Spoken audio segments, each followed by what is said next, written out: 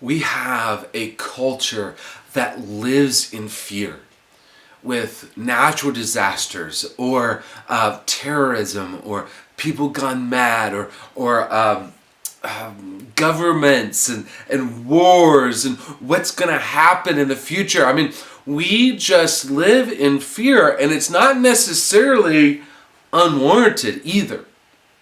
How do we function? How do we function in life when we've got this fear? David felt this. Look, verse 3. Though an army deploys against me, my heart is not afraid. Though a war breaks out against me, still I am confident. I mean, David is a warrior. Is this just a warrior's mantra? I've got it within me. I am tough. I am bad. I am awesome. I can defeat these guys. Is that where he's getting it? Is he just looking within himself and finding the strength within himself and just making himself tough? No, he is not. I have asked one thing from the Lord. This is what I desire, to dwell in the house of the Lord all the days of my life, gazing on the beauty of the Lord and seeking him in his temple.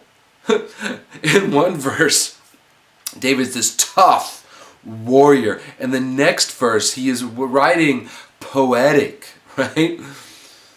This is two different images. Where's his strength coming from? Well, it's coming from the presence of the Lord. See, when he talks about dwelling in the house of the Lord, he's not talking about going to a building. He is talking about walking into the very presence of God. This is why he can look out and see fearful things, but yet he walks straight into them. The fear isn't gone, okay?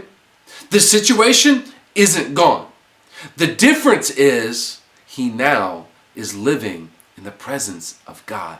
And he recognizes that when he is living in the presence of God, when he is gazing on the beauty of the Lord, that is where his strength comes from. See, by the end, I am certain that I will see the Lord's goodness in the land of the living. See what he's doing there? The victory hasn't been won yet, but he knows he will not die before he sees the victory that God's going to bring. Wait for the Lord. He reminds himself, wait for the Lord. Be strong and courageous. Wait for the Lord. And his strong and courageous comes from the very presence of God. The week that I'm recording this, man, I was oppressed by fear. For a good 2 days, oppressed by fear. It's not totally gone. One thing I'm learning though, and Psalms, going through the Psalms like this is helping me with this. It is God's presence that helps me still keep walking despite the fear. Today's everyday prayer, God, don't let fear overwhelm me. Remind me that it is your presence that allows me to continue to walk despite the fear, despite the situation, despite what's going on. When you're fearful, walk into God's presence. That is what allows us to keep walking.